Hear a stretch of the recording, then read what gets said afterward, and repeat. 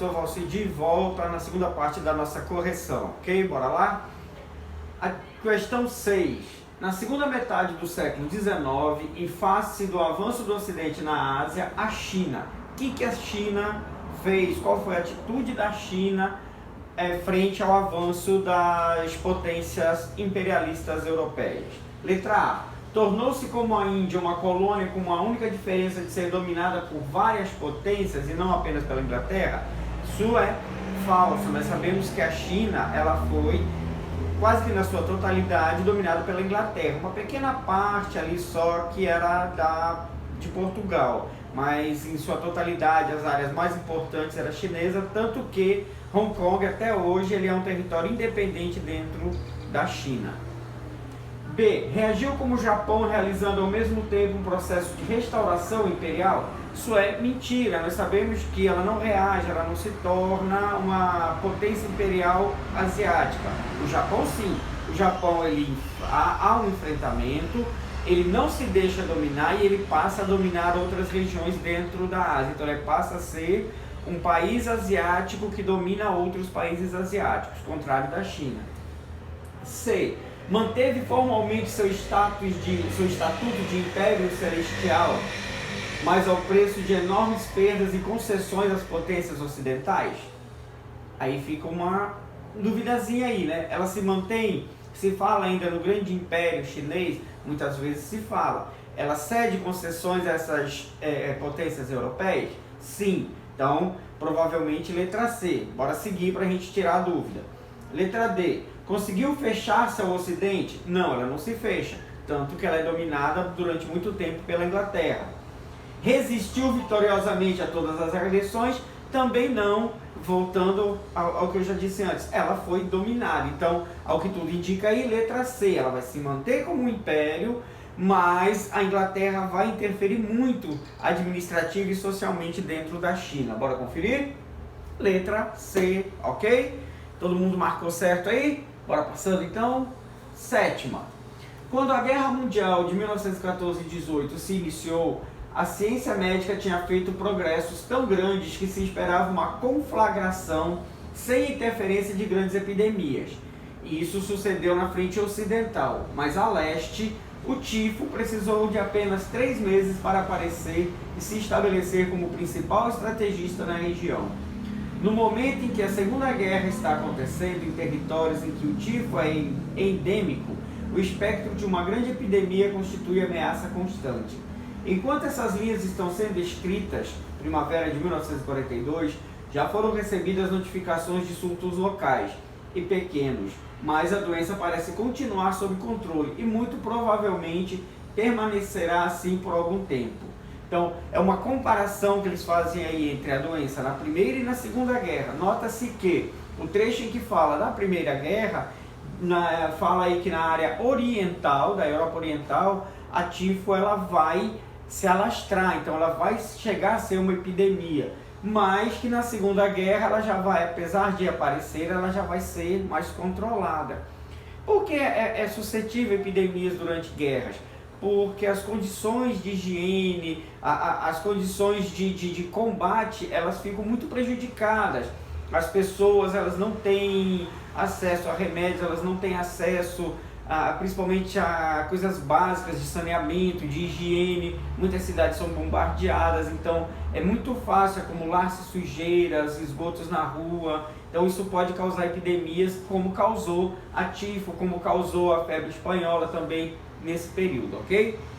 Então, o que é correto aí sobre esse entendimento? Letra A. O tifo, quando a humanidade enfrentou as 2 grandes guerras do século XIX, era uma ameaça porque ainda não tinha se desenvolvido a biologia microscópica. Primeira frase do texto lá é que eles acreditavam que o tifo não ia ser um problema por conta do avanço da medicina. Então, aí já contraria a letra A. E também outra contrariedade é que ele diz as 2 grandes, e aí lá o texto mostra que na primeira ela é um problema e na segunda nem tanto assim. B. Parte significativa da pesquisa biológica foi abandonada em prol do atendimento de demandas? Não, ele não fala em nenhum momento em abandono da ciência em prol da guerra. C. as epidemias nas duas guerras mundiais não afetaram os combatentes nos países ricos? Isso não existe. Vírus, doença, ela não escolhe classe social, ela não tem isso. Quando uma epidemia chega, ela ataca todo mundo. O seu poder aquisitivo, ele é indiferente frente a uma epidemia, a uma pandemia, frente à doença. Na doença todos somos iguais, não tem essa história. Letra D.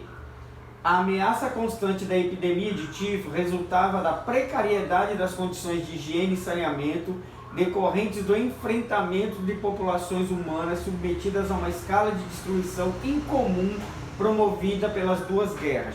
O que eu acabei de dizer no início da questão, por que em período de guerras o mundo fica mais suscetível? Por conta dessa precariedade nas condições higiênicas, de saneamento. Então, provavelmente a letra correta aí é a letra D. Vamos para a letra E só para a gente confirmar.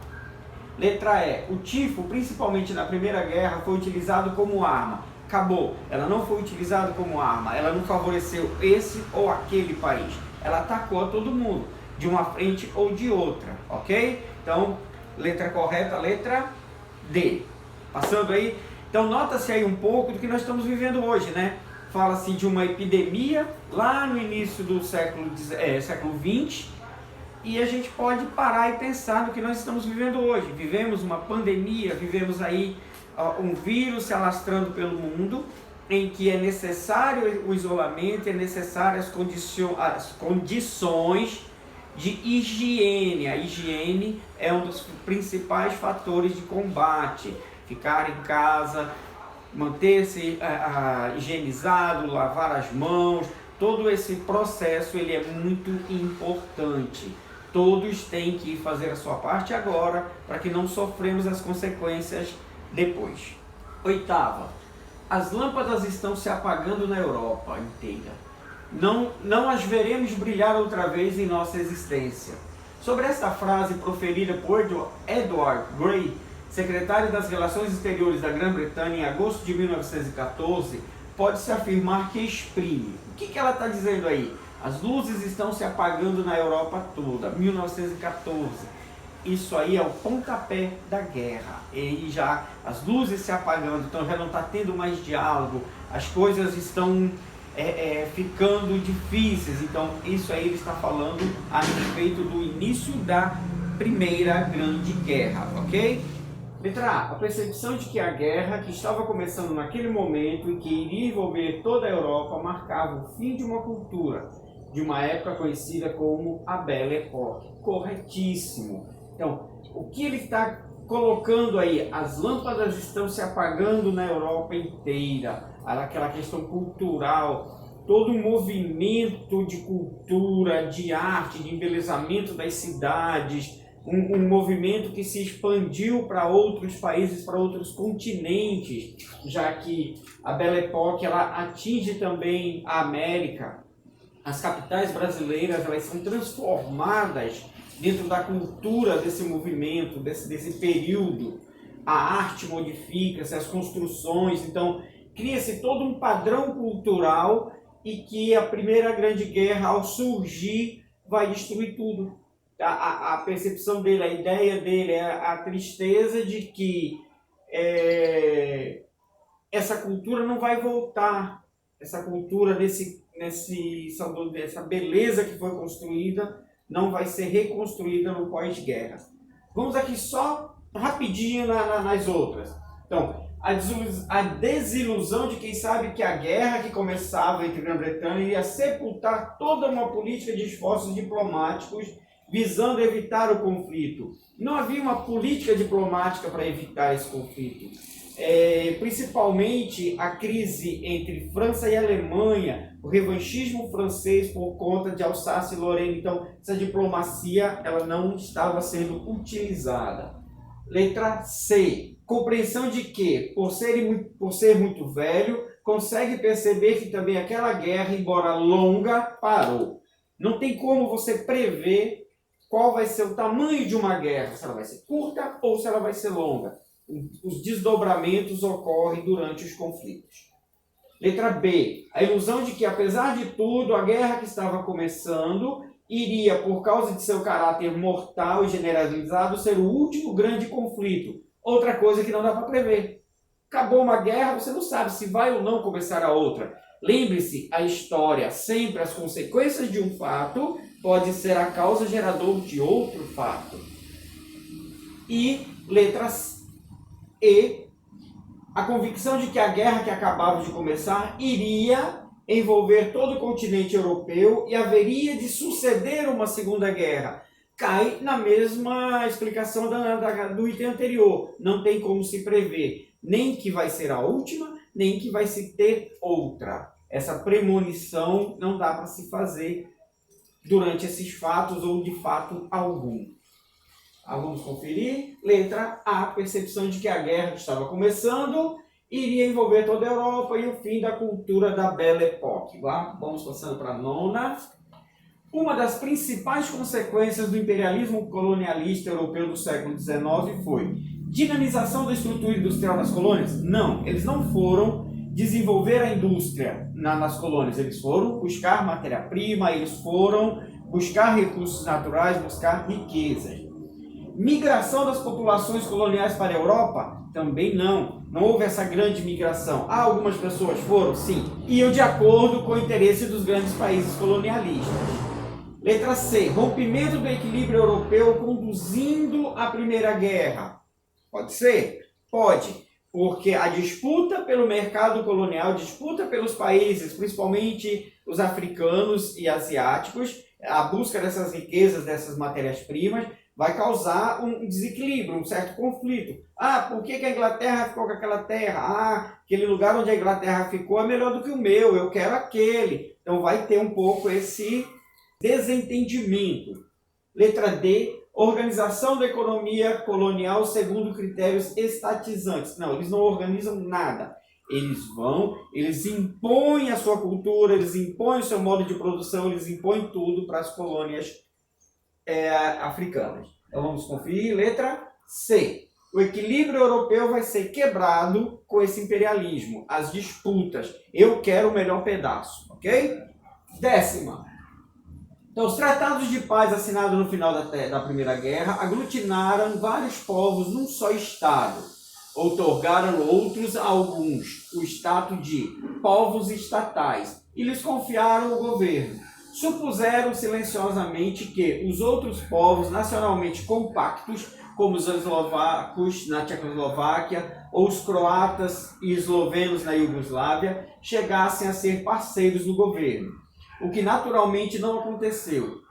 E, com igual arbitrariedade, criaram com os povos que sobraram um terceiro grupo de nacionalidades, chamadas minorias, acrescentando assim aos muitos encargos dos novos estados o problema de observar regulamentos especiais impostos de fora para uma parte de sua população. Os estados recém-criados, por sua vez, que haviam recebido a independência com a promessa de plena soberania nacional, acatada em igualdade de condições com as nações ocidentais, olhavam os tratados das minorias como óbvia quebra de promessa e como prova de discriminação. Esse é um texto da Hannah Arendt. Ela fala daquela questão que vai acontecer, aqui fica bem claro, croatas e eslovenos na Iugoslávia. Então, o país era a Iugoslávia, mas os povos croatas e eslovenos acabaram sendo incluídos numa nação que não eram deles. A própria Tchecoslováquia. Aí a gente tem noção que depois da Segunda Guerra eles vão continuar ali aglutinados, vão ser dominados pela União Soviética e só na década de 90 vão ter as guerras de independência. E esses povos vão conseguir finalmente criar as suas nações de acordo com o seu povo mesmo, com a sua nacionalidade. Então, muitos desses tratados fazem com que pessoas passem a ser governadas por outras sem o seu interesse, sem querer. Então aqui, os eslovenos e croatas, eles estão na Iugoslávia, mas eles não fazem parte do governo. O governo é Iugoslávia, é como se eles tivessem sido recebidos ali, estivessem sofrendo uma caridade iugoslava. Então, a que mais condiz com o texto. Após a Primeira Guerra, os tratados de paz estabelecidos solaparam a soberania e estabeleceram condicionamentos aos novos estados do leste europeu através dos tratados das minorias, o que criou condições de conflitos entre diferentes povos reunidos em um mesmo estado.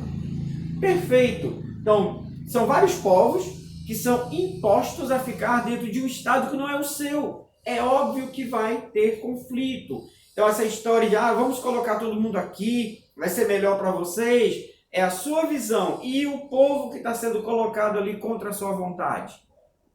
O croata que vai ser obrigado a se submeter às leis de um governo iugoslavo porque ele está dentro de território, ou disseram que agora o território que era croata é iugoslavo.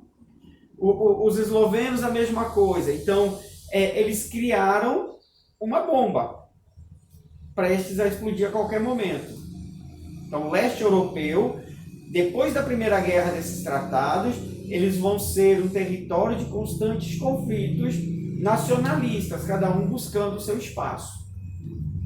Letra B, surgimento de novos estados-nações, respeitando as tradições dos povos? Não respeita nada. Tanto que ninguém quis saber se o croata queria ou não se submeter-se a um estado iugoslavo. Tratado de paz e da minorias restabeleceram no mundo o sistema de dominação característico da Idade Média? Não tem essa história. Não volta clero, não volta nobreza, fim aí. Os tratados de paz depois da Primeira Guerra tinham características em relação aos novos estados do leste europeu. O desenvolvimento histórico dessas regiões demonstra que foi possível uma convivência harmoniosa? Não. Essa convivência harmoniosa não existe. Acabei de dizer. O leste europeu vai ser uma bomba prestes a explodir a qualquer momento. Vários conflitos vão surgir. E tratados de paz da Primeira Guerra conseguiu satisfazer os vários povos? Também não satisfaz. Então, letra A é a letra correta. Bora conferir? Então, está aí. Vamos lá para a 11ª. 11ª, a expansão colonialista europeia do século XIX foi um dos fatores que levou o quê? A diminuição dos contingentes militares europeus? Não, eles tiveram que manter ou até aumentar, afinal eles tinham que estar no seu país e em outros. A eliminação da liderança industrial da Inglaterra? Também não, ela não é eliminada, vai ter sim uma disputa. Alemanha, França, Bélgica, outros países vão lutar para se igualar ou para tomar essa dianteira, mas está ali, inclusive os Estados Unidos também está nessa briga. C. Predomínio da prática mercantilista, semelhante ao do colonialismo? Não. Esse mercantilismo, semelhante ao colonialismo do século XVI, ele não existe. Tanto que, dessa vez, eles vão interferir também no governo. As relações vão ser um pouquinho mais amplas. Letra D. Implantação do regime de monopólio? Também não, porque são várias empresas lá dentro, vários países lá dentro. Então não há aquele monopólio, isso aqui é só meu, isso aqui é só seu. A disputa dentro do território é muito grande. Letra E, rompimento do equilíbrio europeu, dando origem à Primeira Guerra. Nota-se que a resposta é muito parecida com, se eu não me engano, a 9ª. Então, toda essa disputa dentro do território afroasiático causa esse desequilíbrio, causa essa disputa entre os países europeus. Vamos conferir? Letra E. 12ª. As cidades comerciais europeias eram o lugar da riqueza acumulada na primeira fase do capitalismo. A primeira fase começa lá desde o mercantilismo. Já se constituía espaços de concentração de capitais disponíveis acumulados com o mercantilismo. Era o espaço do poder econômico e político, lugar de moradia dos capitalistas e sede dos estados modernos. Nelas também se concentrava uma grande reserva de força de trabalho. Além disso, o capitalismo comercial ajudou a criar nas cidades uma infraestrutura muito importante para o desenvolvimento industrial. Houve um grande avanço técnico e científico. Formou-se uma rede bancária e um mercado urbano, pois, na medida em que afastados de suas condições de produção no campo e impedidos de continuar a realizar sua produção artesanal, os trabalhadores tornaram-se consumidores dos elementos necessários à sua sobrevivência. Isso não é uma questão, isso é um livro, né? Vamos lá. As cidades comerciais já eram, de fato, um bom lugar para o desenvolvimento industrial. E assim se deu se deu? Lefebvre afirma que rapidamente as indústrias aproximaram-se dessas cidades, transformaram o seu caráter, adaptando-se às novas necessidades.